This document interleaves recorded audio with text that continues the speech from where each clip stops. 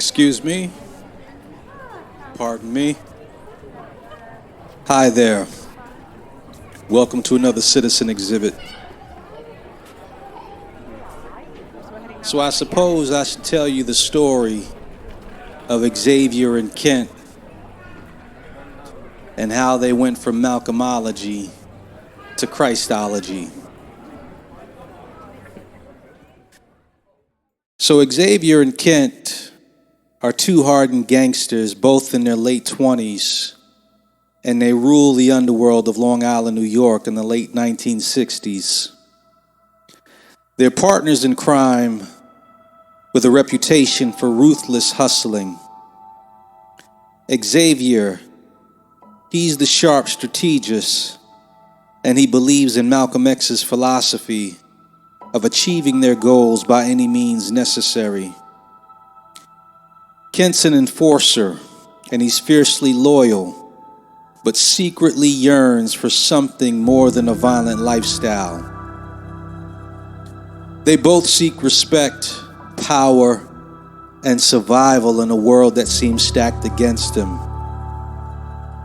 Their greatest weakness is their inability to trust anyone but themselves in their belief that violence is the only answer.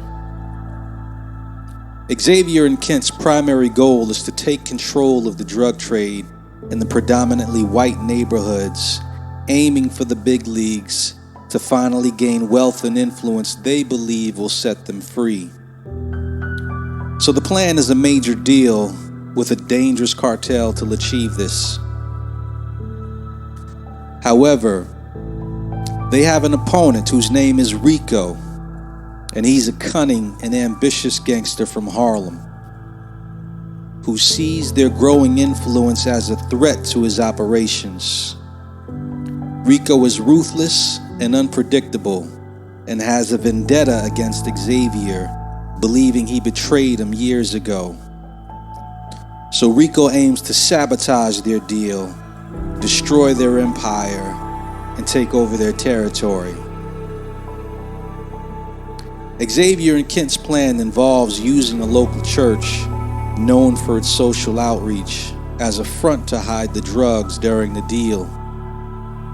The plan is to leverage the church's reputation to avoid police scrutiny while making the exchange.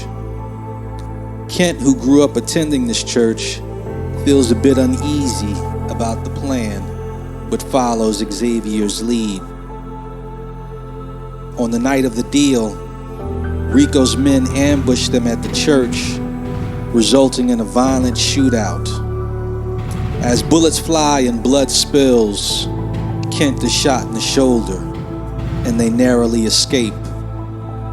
The church, now riddled with bullet holes and broken glass, becomes a battleground. In the chaos, Xavier drags Kent to safety inside the sanctuary, where an elderly pastor, Reverend Matthews, confronts them. The pastor, a survivor of many civil rights marches, demands they leave and stop desecrating the house of God.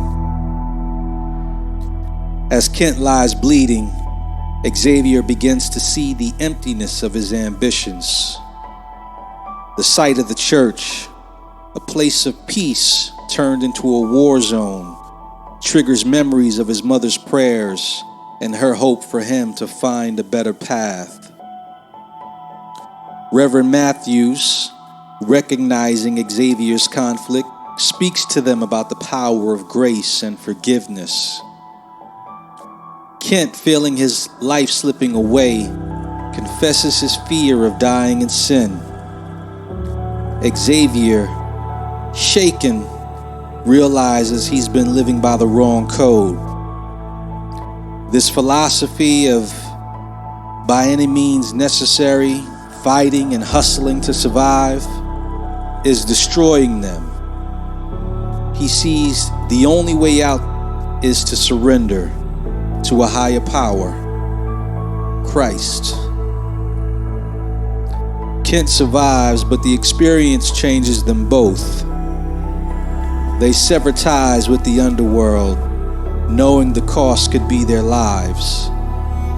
Xavier begins attending the church regularly, while Kent, with a new lease on life, starts volunteering, helping to rebuild the damaged sanctuary. They find peace and purpose in serving the community, standing not with guns but with faith. Rico continues to threaten them, but they refuse to return to their old ways. They moved from by any means necessary to the only means necessary, living for Christ. Knowing the battle is no longer theirs to fight alone.